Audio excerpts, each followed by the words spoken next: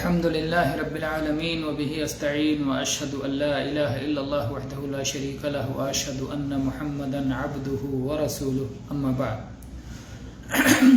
توحید ہی انسانی فطرت ہے۔ توحید کا کیا معنی ہے؟ توحید عربی زبان کا لفظ ہے اور اس کے معنی ہوتا ہے کسی چیز کو ایک ماننا، کسی چیز کو ایک ماننا، اور اصطلاحی طور پر شریعت کی زبان میں، اسلام کی زبان میں جب توحید کا لفظ بولا جاتا ہے تو اس کا معنی ہوتا ہے کہ اللہ کے وجود پر ایمان لانا، اللہ کو ربوبیت کے معاملے میں، الوہیت کے معاملے میں ایک ماننا، وہ رب ہونے میں اکیلا ہے، الہ اور معبود ہونے میں اکیلا ہے، اور اس کے تمام اسماء و صفات پر ایمان لانا۔ یہ توحید کا شرعی مفہوم ہوتا ہے، شرعی معنی ہوتا ہے۔ اللہ تعالیٰ نے اپنے تمام بندوں کو، آدم کی تمام اولاد کو اسی توحید پر پیدا فرمایا ہے۔ انسان جب پیدا ہوتا ہے تو اللہ کے وجود پر ایمان اس کی فطرت میں ہوتا ہے، اور یہ کہ وہی لائق عبادت ہے، اس کے سوا نہ کوئی پالنہار ہے اور نہ کوئی لائق عبادت ہے۔ اگر انسان کو اس کی فطرت کی سلامتی پر چھوڑ دیا جائے اور کسی طرح سے اس فطرت کو انحراف پر ڈالنے والی کوئی چیز نہ ہو تو انسان موحد باقی رہے گا۔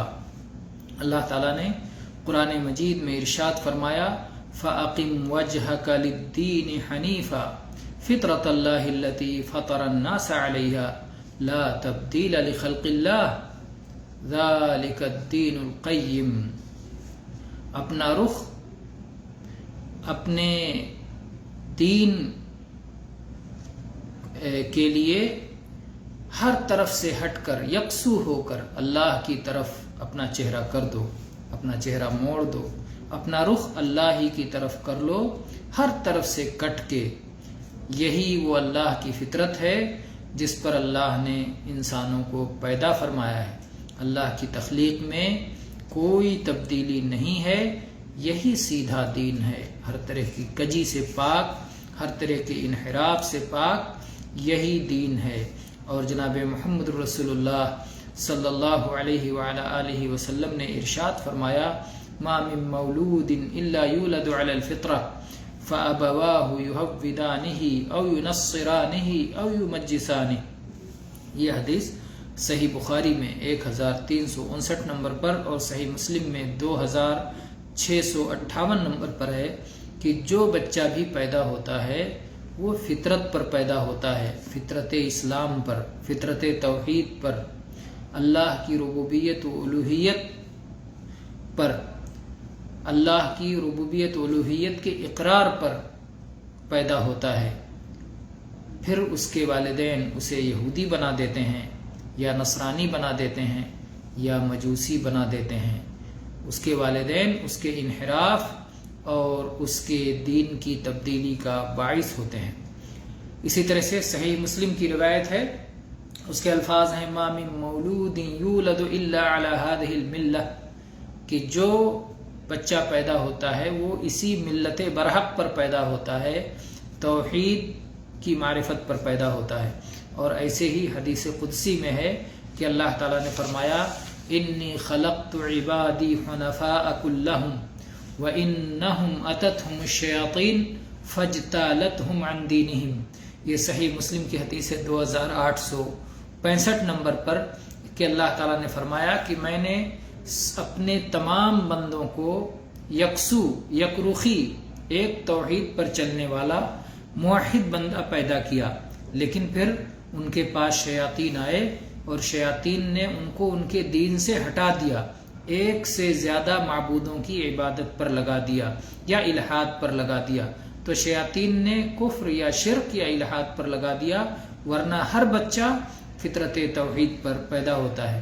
اسی لیے انسانوں کے دادا آدم علیہ السلام جب دنیا میں تشریف لائے اور ان کے ساتھ میں جو ان کی ذریت اور اولاد ہوئی سب توحید پر قائم تھے، اور توحید پر یہ صدیوں چلتے رہے، یہاں تک کہ نوح علیہ السلام کی قوم آئی اور شیطان نے رفتہ رفتہ ان کو شرک میں مبتلا کر دیا، شرک کی دعوت دی اور شرک میں انہیں ڈال دیا۔ اس کی ایک پوری تفصیل ہے کہ کس طرح سے وہ شرک میں پڑے۔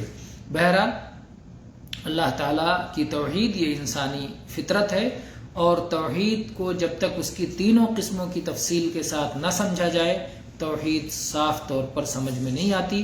اور ان تینوں قسموں کی دلیل قرآن پاک کی بہت ساری آیتوں میں موجود ہے، جیسے کہ سورہ فاتحہ جب ہم شروع کرتے ہیں قرآن پاک کی پہلی سورت تو ہم پڑھتے ہیں الحمدللہ رب العالمین۔ للہ میں اللہ کی الوہیت کا تذکرہ ہے، توحید الوہیت کا بیان ہے، اور رب العالمین میں اللہ کی ربوبیت کا ذکر ہے، تو توحید ربوبیت کا اس میں ثبوت ملتا ہے۔ اور ایسے ہی الرحمن الرحیم جب ہم پڑھتے ہیں تو اللہ کے دو نام ہیں جس میں اللہ کی صفات کا بھی بیان ہے، تو اسماء و صفات کی توحید کا بیان اس سے معلوم ہوتا ہے۔ ایسے ہی مالک یوم الدین یہ توحید ربوبیت کا بیان ہے۔ ایاک نعبد و ایاک نستعین یہ توحید الوہیت کا بیان ہے۔ تو اس طرح سے توحید الوہیت اور توحید کی ان قسموں کے بہت سارے دلائل موجود ہیں، انشاءاللہ اس کی تفصیل پر ہم آگے بات کریں گے۔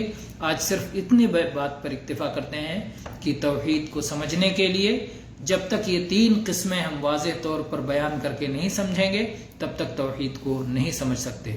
توحید کی پہلی قسم توحید ربوبیت، اللہ کو اللہ کے کاموں میں ایک ماننا، اور توحید کی دوسری قسم توحید الوہیت یا عبادت، یعنی بندے کے جو کام ہوں وہ صرف ایک اللہ کے لیے کیا جانا، اور توحید کی تیسری قسم توحید اسماء و صفات، اللہ کے ناموں اور اس کے کمالات اور خوبیوں کی توحید، اور انشاءاللہ اس سب کی تفصیل آگے کے دروس میں آئے گی۔